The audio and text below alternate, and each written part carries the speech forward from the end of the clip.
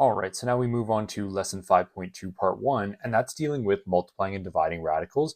We're going to start off with dealing with multiplication of radicals. Now, specifically with multiplying radicals, we need to follow the following couple points here. The first being that we can only multiply radicals with the same index. If they are not both square roots or they're both not cube roots, you cannot combine them together in the following multiplication property that we're going to discuss.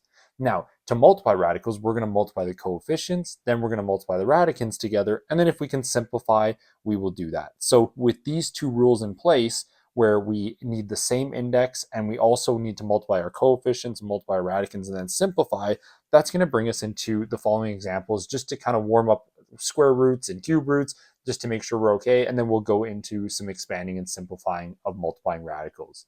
Now, below, we have the following properties that go with multiplication of radicals or just dealing with radicals in general. In the multiplication property, it says that we have a square root p, b square root q is equal to abpq. Well, we can just simply show this and look at the following. I'm going to connect my a and my b together, saying that these are what get multiplied together. Then I'm going to take my p and my q and multiply them together. And then obviously when these are just variables, we can't really simplify anything under the radicand here to bring out in front of the coefficient. So we're just going to leave it as such just to demonstrate that the multiplication property follows that the coefficients multiply and the radicands multiply.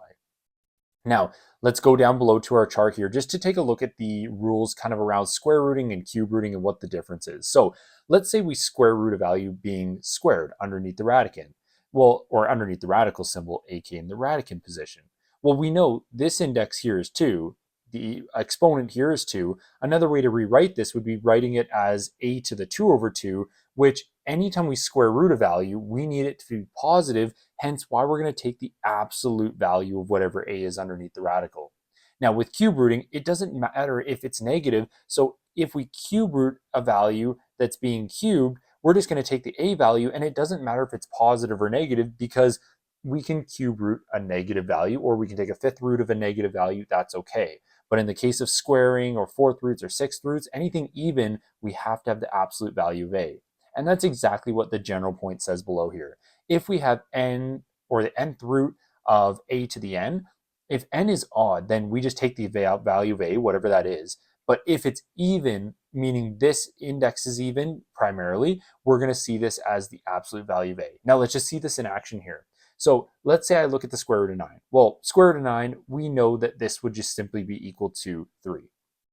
So we can write this in here. Now, for our second example here, they take the square root of negative 3 squared. Well, that means we need to take the absolute value of a, or the absolute value of this position in the base here. And just to even further emphasize that, we can actually write this as, well, we can already predict the result. If it's the absolute value of that piece that's in the base, that means that the answer will be 3. So we're going to put a 3 in here, but let's just show that using the full algebra. If I take the square root of negative 3 squared, the negative gets squared, meaning we multiply by itself twice. This becomes the square root of 9. We all know that the square root of 9 is equal to 3. Now, for the cube root of some value like this, let's say we take the cube root of negative 8. Well, I could also rewrite this as the following. So I could write it as the cube root of negative 2 to the power of 3, because negative 2 to the 3 is equal to 8. And then if we look at this by our rule of the radicals, when it's a cube root, we're just going to take the value of a of whatever that is. So in this case, the value of a is equal to the negative 2. So our answer should be negative 2, which will go here, which we would know because if I cancel these two, cube root cancels the 3, we see this as the negative 2 is left behind. Now again, if this was a square root though, we would have to make sure that we're looking at this and saying it must be the absolute value of that value. Okay, now we go over to our last example here, which is the fourth root of negative 5 to the 4. Again, we want to just look at this and say, well, the answer must be the absolute value of whatever is underneath the radicand in the base position. That means it's going to be the absolute of negative 5, which is positive 5. So positive 5 will be our solution that we put in our fourth box here. Now again, you could expand this out and this would be equal to, I would take the fourth root of negative 5 to the fourth power is 625.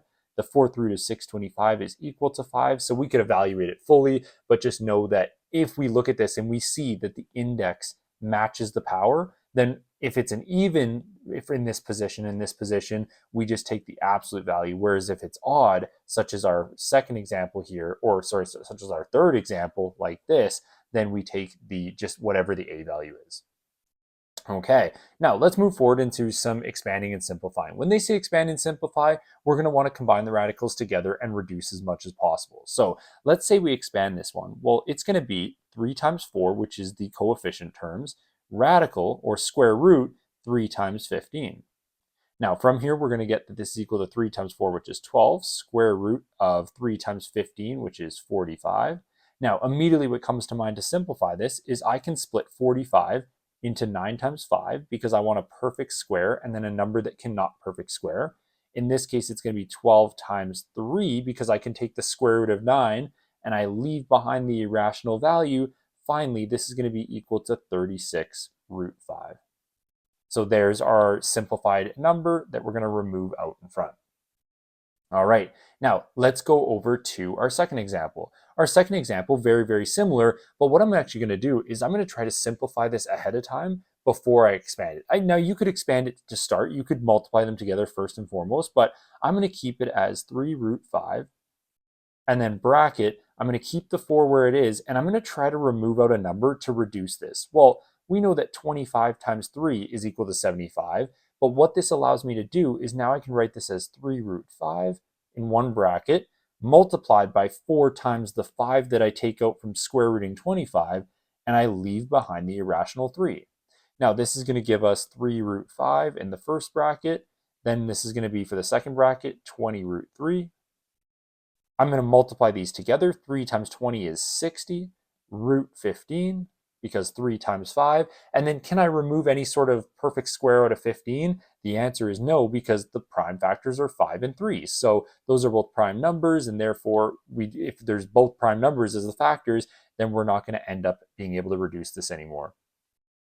All right, let's go to example C. Example 3 is going to get us to be using distribution property. I'm going to take the 7 root 3 and multiply it to both things in the bracket, because if I know that it's on the outside as a coefficient for this bracket, I need to multiply it to both. So let's multiply it as 7 times 5, which is 35, root 3 times 5, which is 15. Then we're going to go minus 6 times 7, which is equal to 42, and then square root of 9. Now, here's where we're going to see an interesting property pop up for the first time. This property is the following. If we take the square root of something like 3 and the square root of 3, and we multiply them together where they're both an index of 2 and the radicands are the same, if these two radicals are the exact same, the value you put is actually just the number you see. And this goes back to that principle we talked about just right above here. If the radicand and the index were the same, we ended up just taking the value of a for what it was. Now, as we showed it in the work here, we just made it the square root of 9 because we can multiply it in, but you're going to see that that value actually just simplifies down to 3. So this becomes 42 times 3, which was the value in the radicand position. Now I'm going to write this as 35 square root of 15. 42 times 3 is equal to negative 126. There we go. Excellent. And then there would be our solution. Again, root 15 can't reduce, so that's all we can do with this. All right, let's go down to the next piece here. So let's recall something from our previous grade, which was when we see a binomial squared, we have to write it out twice and FOIL, or use the distributive property. So what I'm going to do is I'm going to rewrite this as the following. Instead of 3x minus 1 squared, I'm going to write it as 3x minus 1, 3x minus 1. I'm then going to FOIL this, which means my first terms multiply 3 times 3, which is 9x squared, 3 times negative 1, which is negative 3x, negative 1 times 3x is negative 3x, and then negative 1 times 1 is positive 1.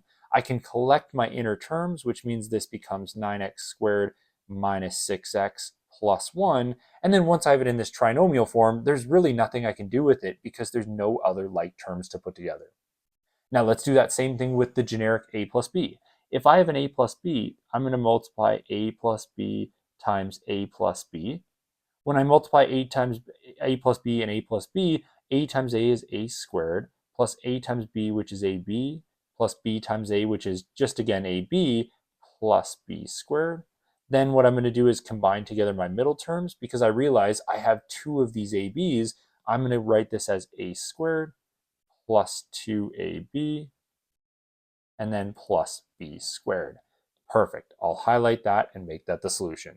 Now, what you're going to notice is if I go from a plus b, like we have in this example, to a minus b, the only thing that's going to change is that my middle term is going to become negative.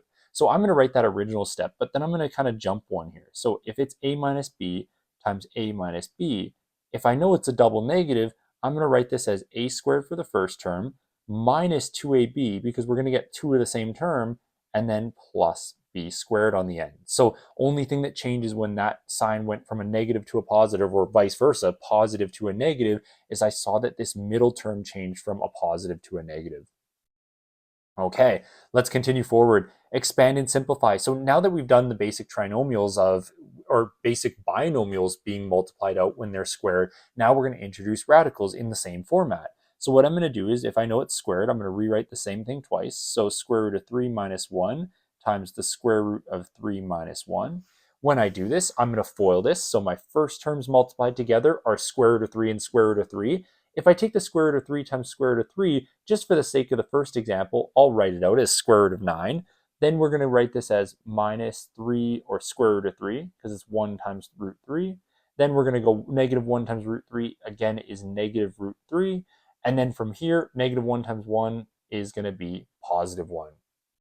Now we're going to combine our like terms. What we need to realize is that the coefficient here and here are actually 1 and 1. And so if you didn't recognize that, I would highly encourage you to throw that in your notes, just being like, those two are 1 and 1, which means if they're both negative 1, I'm going to rewrite this as square root of 9, which is 3, minus 2 square root 3, because I have two of them, plus 1. Very last step, we go 3 plus 1, which will give us 4 on the front side, minus 2 square root 3. There we go. So there's our expanded and simplified form. Now, realistically, we could pull out a factor of 2 from both of these, but I'm just not going to do that for now. I'm going to leave these coefficients as such. All right, let's go over to this one here. So now we see that the binomials are different. So they're not the same binomial, aka one binomial squared. We now have two different binomials. We're going to do the FOIL method here. So I'm going to multiply my first terms together. I'm going to multiply the first to the last term. So let's write those two first and foremost. 2 times root 3, or 2 root 3 times root 3. This is going to be the same as 2 root 9.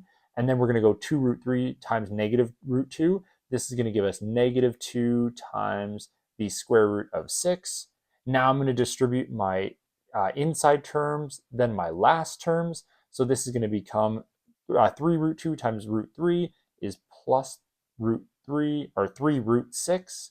There we go. And then 3 square root 2 multiplied by negative square root of 2. This is going to be negative 3 root 4. And then again, here's what I want you to notice.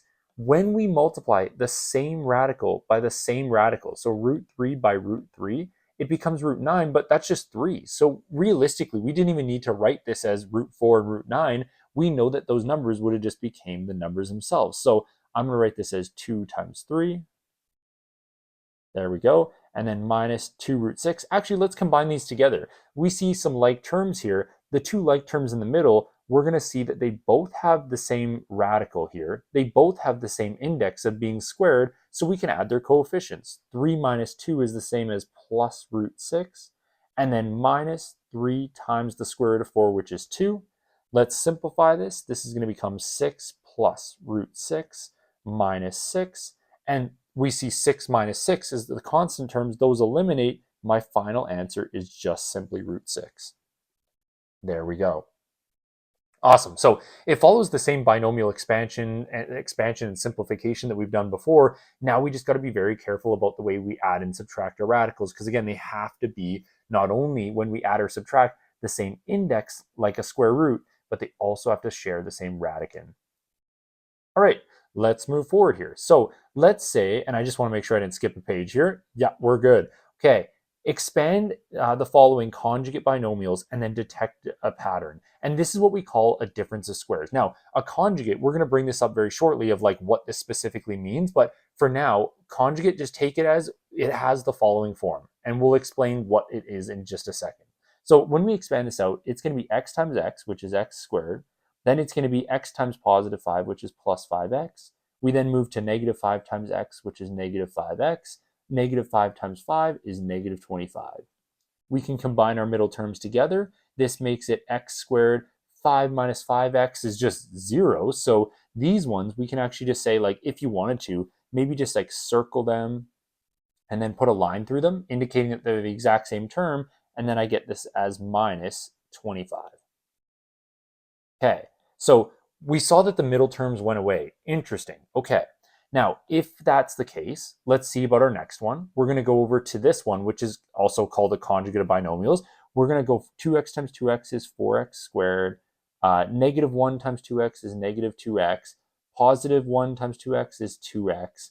And then I just want to clean up that sign just a tad and make sure that's a negative there. There we go. And then negative 1 times 1 is negative 1. Now again, look what we see. We see a negative 2x and a positive 2x in the middle. We're just going to circle those, put a line through them, and be like, wait a minute, they're the same term. So therefore, we get an answer that is 4x squared minus 1. Interesting. Okay, now from our previous grades, what we would have called these both is a difference of squares. Why? Because the first term and the last term, or the two terms that are in this binomial solution, represent a difference of squares. And so when we see a difference of squares, it meant both these terms are perfect squares, and we could factor them quite easily using a very simple method, which was our difference of squares look. Now, conjugate binomials, the meaning of a conjugate binomial, which is going to be very important for our part 2, is when we have the exact same terms but opposite signs. So if you look at both these examples, x and 5, 2x and 1, 2x and 1, the only thing that changed between the two binomials was one was negative, one was positive. One was positive, one was negative, but the terms themselves stayed the same. Now, again, the pattern we should be looking out is the middle terms cancel when we multiply conjugate terms. When we expand this, all we need to think about is if you recognize that it is a conjugate binomial, I want you to do the following. To get your solution, multiply a times a. I then want you to multiply the b times b, and then those are your two terms. Done. There you go. A squared minus b squared. Done. That's it. Okay, let's expand and simplify using some conjugate binomials on radicals. So let's take a look at the one down below here. So expand and simplify. We recognize 2 root 3 plus 1, 2 root 3 minus 1. The only thing that changes is the positive to the minus. So what I'm going to do to keep this very simple is maybe in the first one, I'll show the complete expansion. And then in the part B, I'll just show the simple expansion. So if we were to expand this, let's say we didn't recognize it as this type of situation where we thought it was the conjugate binomial. Maybe we don't recognize that and we just start doing the solution. So we're going to go 2 times 2, which is 4, root 3 times root 3, which is root 9, and then we're going to go negative 2 root 3, there we go, plus 2 root 3, because 1 times 2 root 3, and then lastly 1 times negative 1 is negative 1. Now I'm going to simplify this as 4 times positive 3. There we go. And then if you look at those middle two terms, hey, look, they cancel. Negative 2, positive 2. And they're the same radicals, so we can just therefore wipe them out. And our final solution will just have the negative 1 on the end, meaning when we combine these together, 4 times 3 is 12. 12 minus 1, this is going to end up just giving us a solution of 11. And that's it. Okay. Now, let's take a look at part B, but instead of expanding the whole thing out, I'm just going to show you the simple way I would recognize these and then complete the solution. So if I recognize that root 5 and root 2, root 5 and root 2, and the only thing that's different is the middle term here, I want you to immediately think, hey, let's multiply our first terms together. So I'm going to connect an arrow that goes from root 5 to root 5. I'm then going to multiply my root 2 times my root 2, and then when I write out the solution, it's going to be the following. I'm going to write this as root 5 times root 5 is the square root of 25. And then I'm going to multiply negative root 2 times positive root 2, which is negative root 4. When I take the difference of these two things, it's going to be 5, which is the square root of 25, minus the square root of 4, which is 2. And therefore, we end up getting an answer of 3 for this one. Perfect. So we don't have a middle number here. Now, as we move forward into our next lesson, conjugate binomials are huge because this is the way in which we can get rid of radicals in the denominator. Now, just kind of hold on to that in the back of your mind. Be like, we need to use these conjugate binomials somewhere down the line, especially in our next lesson. So just kind of like know that this is a very important concept because it's going to help us simplify some problems. Okay, now let's push forward into the following example here. Identify the values of the variable for which this expression is defined, then expand and simplify, state the restrictions of the variable. So aka, what are the values for the variable that would be expressed? Now, the number one thing we need to do with this one is state the restriction. What can a square root not be? For part number one, we're going to say that a must be greater than or equal to 0 because we can't have a as a negative value. If a is negative, we're like, that doesn't work. Now, as long as a is greater than 0, it can technically be any real number because as long as it's a positive value, we can sub in anything here and it would work. Now, let's expand and simplify this. So I'm going to multiply the first ones together. So this is going to be 3 times 4, which is 12, root a squared, because we multiply under the radicals. 3 root a times 5 is going to be positive 15 root a. We then go negative 2 times 4, which is negative 8, and we attach the root a that was on the 4, and then we go negative 2 times 5 is negative 10. Now let's do some work with this one. 12 times a squared being square rooted, well, that's the same as 12a. The middle two terms, 15 minus 8, this is going to give us positive 7, and then root a, because we don't change the radical. If it's just a radical and we're adding and subtracting, all we need to look for is, are the indexes the same? Is the radican the same? If those are true, then we're good. We just take the coefficients and add and subtract. And then minus 10 on the end, we look at this and we're like, can we do anything more with this? In this situation, no, because we have an a root a, and then a constant. So there's nothing more we can do with this. This is good. All right, let's go down to part B. Part B, again, we want to state the restrictions. So I look at this one and I'm like, okay, I got to make sure that my y is greater than or equal to 0, as well as my x is greater than or equal to 0, because as long as both of them are greater than or equal to 0, we're happy with this. So x is an element of the reals once it's past 0, and I'll draw that r just a little bit better. There we go. Y is greater than or equal to 0 because we need them both to be positive, and then as long as they're positive, they can be any real number. Now we want to simplify this. Well, to expand this, what I'm going to do is I recognize that this one, this first set, is a conjugate binomial. They're the exact same binomials, just with a negative and a positive. With this one, be very, very careful. Some of you are going to be doing this, and I'm going to write it as a note off to the side because I know I'm going to catch some of you doing it. If I do this as the 3 root x, and then I go plus root y, and then I have the 2 outside, and I'm like, oh, okay, I'll just distribute that 2 in, and all will be good. I'll square all the terms. Do not do this. And I'm going to write this. Do not do this. Bad, bad, bad. This is not what you do. This is bad. Do not do this, because a lot of you are tempted, even from Math 10C, a lot of you were super tempted to do this. What do we have to do when we see a binomial squared? Write it out twice. So let's write it out twice. Okay, I'm going to go to the first one and just rewrite it as is. So it's going to be the square root of x minus the 2 root y, close the bracket. In my other one, square root of x plus the 2 root y. I'm then going to go add, and we're going to multiply this same thing out twice. So 3 root x plus root y multiplied by 3 root x plus root y.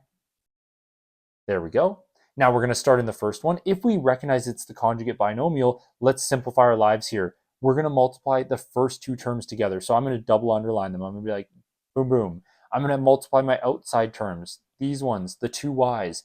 When I do that, it's going to give me the following, and maybe I'll rewrite this as equals to, because we're technically working from that original statement. Root x times root x will leave us with root x squared, but we know that those cancel each other out to just be x.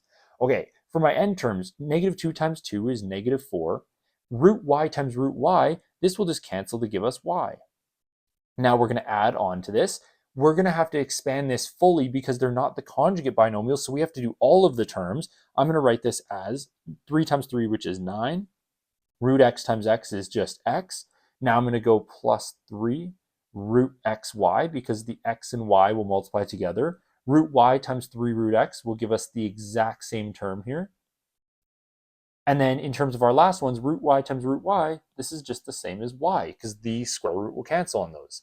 Now, these ones in which we have the exact same binomial, so rather than having conjugate binomials, if we have the same binomial squared, we called this a perfect square trinomial, because it gave us the same factor from the middle term here.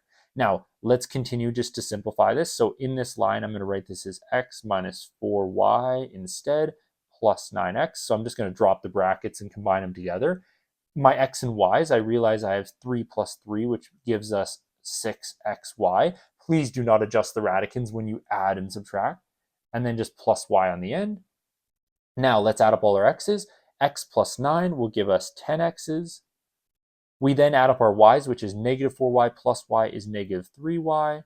And then lastly, we're just going to put our 6 root xy on the very end. Now, some of you might be like, does the order in which we write these matter? And my simple response to that is no. If you put the y's first, or you put the 6 root xy's first, and you just start playing around with the order of all the terms, the biggest thing that's important is to keep the sign that is in front of the term in the proper way. But if you like put negative 3y plus 10x plus 6 root y, or 6 times root xy minus 3y plus 10x, like no matter what you did as a permutation of this combination here, it would be totally fine here. So yeah, I will not take off marks for order in which you write these, unless it was specific and it said write it in descending order and there was a very visible descending order that you could write it in, then sure. Or same thing for ascending. You know, we could play around with those, but in this situation, this might be as simple as it gets. Okay. Now, let's flip our page here. Now we're going to go into division. Now, division is very, very similar. When we multiply the end or the front coefficients, we multiply the radicands. This is no different. When we look at division, to divide, the property is that we're going to divide our coefficient terms, we're going to divide our radicand terms. So basically the exact same, just instead division. Let's go down to some examples just to see how this works in action.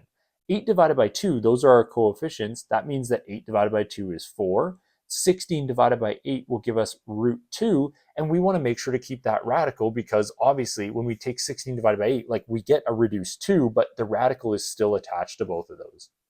Okay, now I could have rewritten this in the following way. So let's say I didn't want to just be lazy and I didn't want to not write out the first step here in the sense of, let's say I wanted to show a little bit more. I could write this as 8 divided by 2.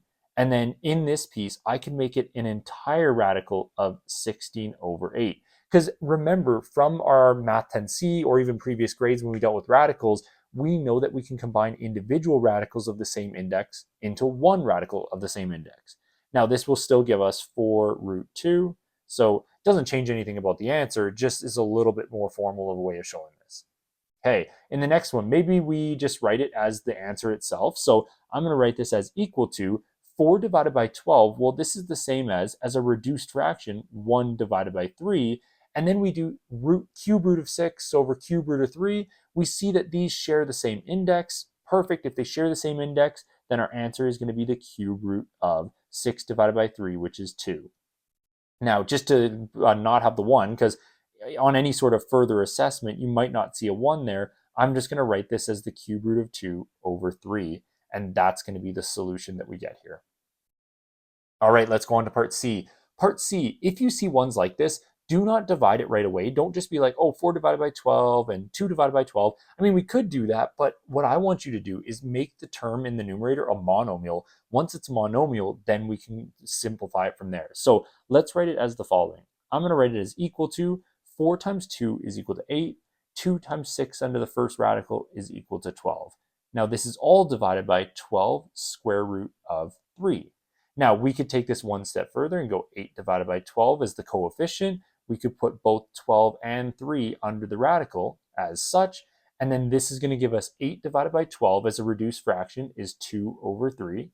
And then as a reduced radical, 12 over 3, because the 12 is larger and it's in the numerator, this will give us the square root of 4, because 12 divided by 3 is 4. Now, please don't stop here. Always be looking to see if you can finally square root that value you took and you reduced. This is going to be 2 times the square root of 4. 2 times the square root of 4 is 2 times 2. This makes our final answer 4 divided by 3. There we go. So always look to take it one step further. And again, if we needed to show this off to the side arrow of what we just did here, I'm going to just arrow to this term here and be like, we know that the square root of 4 is equal to 2. So you want to make sure you convert that. All right, now let's go into rationalizing denominators. Massive, massive concept. And we're going to start off with rationalizing a monomial denominator. Now, to simplify, whether it be multiplication or division in this case, when we have this, we cannot have a final answer that includes a radical. So any final answer that has a denominator with a radical is going to be considered to be not fully simplified. Now, let's see how this works when we rationalize monomial denominators like this when it comes to having a radical. To rationalize these or make them a rational value, what we need to do is multiply by the same term, top and bottom. So let's do that for the first one. You can put a dot or an X. A lot of the times I'm going to put a dot, and I'm going to write this as root 3. Now, this is going to be root 3 over root 3. Why did I put root 3? Because I'm trying to match this radical. Now, from previous discussion, we know that when we multiply these, it's going to multiply radical to radical, radical to radical, from numerator to numerator and denominator to denominator. What this is going to do is it's going to be equal to 6 times 8 times 3 under the radical. 6 is the coefficient. 8 times 3 is going to be equal to 24 underneath the radical. And then this is all divided by root 3 times root 3. If you have the same radical, aka the same index and the same radicand, the number becomes the value itself. So in this situation, we see root 3 times root 3. This is equal to 3.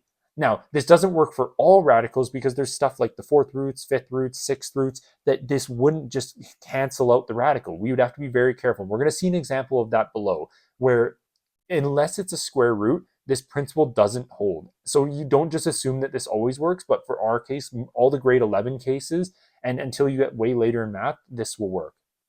Okay, now I'm going to write this as, if we take this and try to simplify it, I'm going to simplify the numerator just a little more. I can split this into 4 times 6 in the numerator, all divided by 3. This is equal to 6 times the square root of 4, which is 2. That's 6 times 2 is 12, root 6, all over 3. And then from here, I can take 12 divided by 3, and this will reduce down to 4 over 3. But maybe let's attach the root 6 in the numerator. So this becomes 4 root 6 over 3, just to all keep it together. Now, if you wrote 4 over 3 out in front as a coefficient times root 6, I mean, that's totally fine as well, but I like to write it like this. Okay, now I feel like just off in the margin here, I maybe should explain this root 3 times root 3 just to make sure that we're okay with this. I'm going to use it using exponents here. So off in the margin, if I take root 3 and I multiply it by root 3, and if I convert these to exponents, converting it to exponents means I have 3 to the 1/2 times 3 to the 1/2. From previous grades, we know if I have 3 to the 1/2 times 3 to the 1/2, we add those exponents. This is the same as 3 to the 1/2 plus 1/2. So maybe I'll write that in one more step, 1/2 plus 1/2, because I see a common base. This will make it 3 to the 1. And that's why in these examples, because the exponents are 1/2 and 1/2, it works. In the example we're going to see like in our last example for today, this doesn't always hold true. So maybe you just make a note about this being something we can do definitely for square roots, but I don't know about any other type of root that this principle would directly hold. And then I'm just going to arrow over to our example here, just so that we're formalizing this idea. If we multiply a common radical or a common square root, we can get rid of the radical and just leave the radicand. All right, let's go to our next example. In this next example, something I want to warn you about here is if you ever see a monomial that in the denominator like this with a radical, and we're trying to get rid of the radical, don't multiply by the coefficient top and bottom. I simply want you to just multiply by root 5 divided by root 5. Now from here, we're going to expand this. We're going to expand it into the numerator to numerator, denominator to denominator. I look at this, and I'm actually going to make a note about this because we didn't really mention it from part A. When I multiply by the conjugate of root 5 or root 5, and not the conjugate, sorry, but if I want to rationalize by multiplying by the radical that's there, if I take root 5 over root 5, if I wanted to, this could just cancel back to 1. Root 5 over root 5 is just the same term over itself. That's just 1. I didn't really change the term. I'm just trying to change the form of the overall terms. So now let's go over to our expansion. This is going to be equal to, we're going to go 4 root 5 times root 5, which is the same as 4 times 5. I'm simply just going to cancel out the radical, in this case the square root. Then I'm going to take 4 root 5 and negative 3 and multiply it to 5, because we know by distributive property that this must go to both terms of the binomial numerator. Negative 3 times root 5 is negative 3 root 5.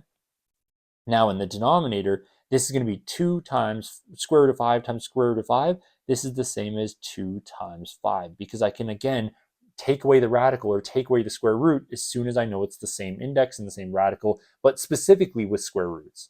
Now this is going to be equal to 20 minus 3 root 5 all divided by 10.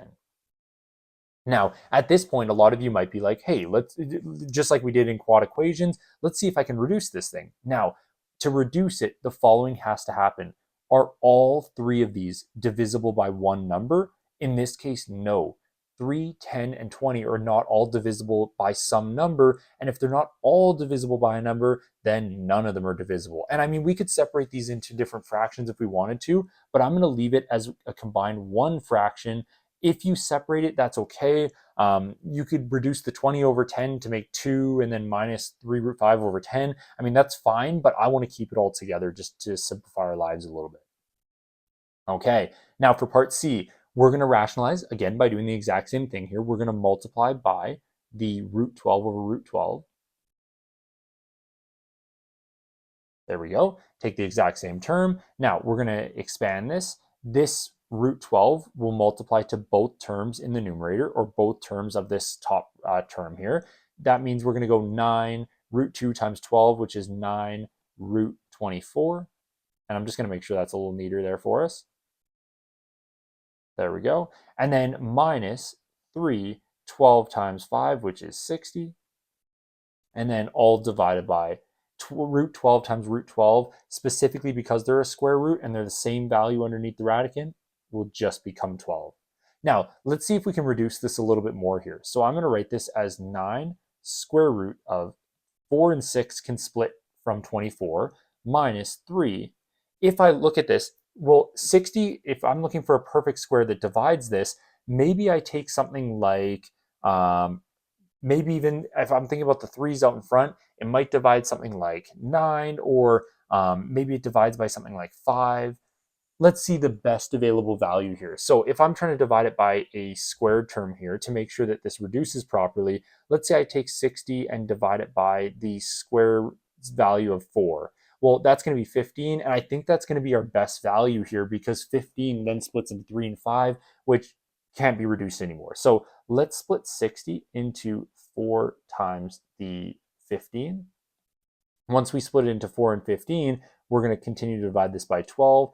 I'm going to go below here, and I'm going to go 9 times 2, which is the square root value. And actually, because we're running out of room here, 9 times the square root of 4, which is 9 times 2 is 18, square root of 6, minus 3 times the square root of 4, which is 2. 3 times 2 is 6, root 15.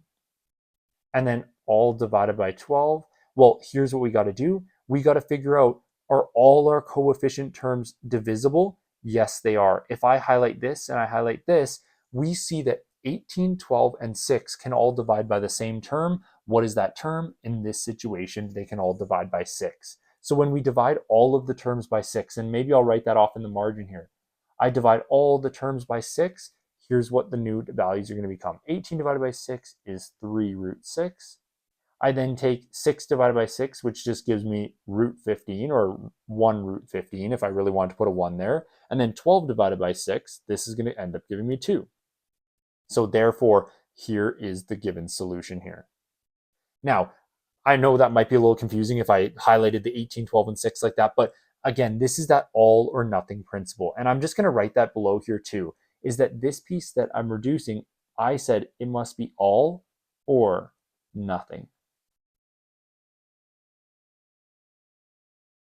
And I say that in class a lot. When it comes to this principle of all or nothing, it's that all the coefficients have to divide or none. And we saw that earlier in quad equations when we dealt with quadratic formula. When we reduced the quadratic formula, we had to do the same type of step where we had to make sure all the coefficients divided or none of them divided.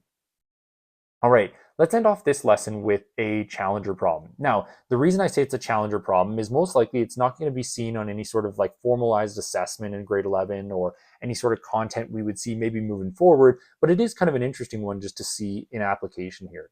Now, let's say we want to rationalize the denominator because we didn't like the fact that there was a fourth root of 3x in the denominator. We don't like that. Anytime there's a radical in the denominator, we're like, let's get rid of it. So I'm going to try and get rid of it in the following way. We're going to multiply top and bottom by the fourth root of 3x, fourth root of 3x. Now, when we expand this, this is going to become the following. So this is going to be equal to, right below this, we're going to go, it's 4 times the fourth root of 3x, all divided by, in the denominator, it's going to be 5. And then here's where we need to be very careful with this. And this is where we may do something off in the margin here. If I take the fourth root of something, let's call it x, and I multiply it by the fourth root of something like x. In the exponent form, this is x to the 1, 4 times x to the 1, 4. If this is x times 1 over 4, or x to the 1 over 4 times x to the 1 over 4, if you add these together, just like we did in our previous example where it was 1/2 and 1/2, this is going to become 1/4 and 1/4 actually equals 1/2, which is the same as taking the square root of x, according to it being in its radical form. So when we do the conjugate of this, or not the conjugate, but when we rationalize this, I shouldn't blend those two together. When we do the rationalization of this, when I take a fourth root and a fourth root, it ends up giving me a square root instead of that 3x. And now here's the problem. We've rationalized one time here, which gave us this, but now we're like, oh shoot, we now have another radical we need to get rid of, so we need to repeat the process more than one time. I'm now going to rationalize by multiplying by root 3 over root 3, and root 3x, that is. Now, when I multiply this to numerator, numerator, denominator to denominator, this is going to be 4 to the, if I take a fourth root and a square root and I put them together, just to annotate this right off on the top here, because this is probably the only spot I have space for it, x to the 1 over 4 times x to the 1/2, if it's in its exponent form, this is going to be x to the 1/4 plus 1/2 is the same as 3/4, which as a radical is actually equal to the fourth root of x to the 3. So whatever we're going to put here in the numerator is going to be the following. It's going to be 4, the fourth root of, so this was right, fourth root of, underneath 3x all cubed, and then divided by 5 times 3, because our root 3x times root 3x, we'll just leave it as 5 times the 3x. And because we have to do some simplification on this one, we may as well just do that here.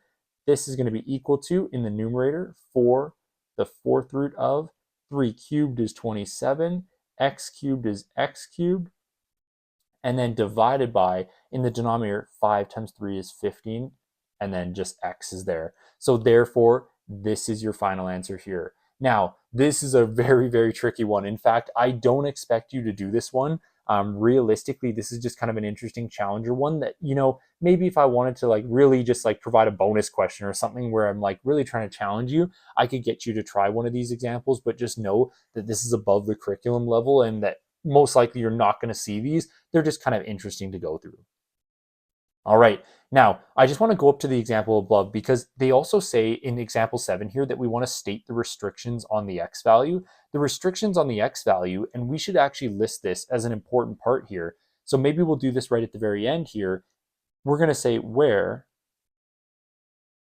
and actually maybe I should do that right at the beginning here. So I'm going to say just off to the side here that x must be greater than 0. And as long as it's greater than 0, it can be an element of the reals. The reason we need to state this restriction here is if you look at this, in the denominator, what can denominators never be? They can't be 0. And so if this can't be 0, then instead of the inequality just being like the ones we talked about in some of the other examples where it was greater than or equal to 0, it can't be equal to 0. It has to be strictly greater than, or else we're going to get some sort of 0 in the denominator, and that's not allowed. So our restriction is actually this for this problem. Now, we should go up above and make sure that there's no ask for restrictions in some of the other ones, just in case. Simplify, it just says simplify. simplify here as well. If it asks for the restriction, you need to make sure you're being careful with this. And of course, when they don't have variables, that makes sense that there's no restriction. So for all of these examples where we're multiplying and dividing and then multiplying and dividing again, there's no restriction because there's no variable. As soon as there's a variable, be very careful about what values can be included here. All right, now it's your time to work on the assignment. Good luck.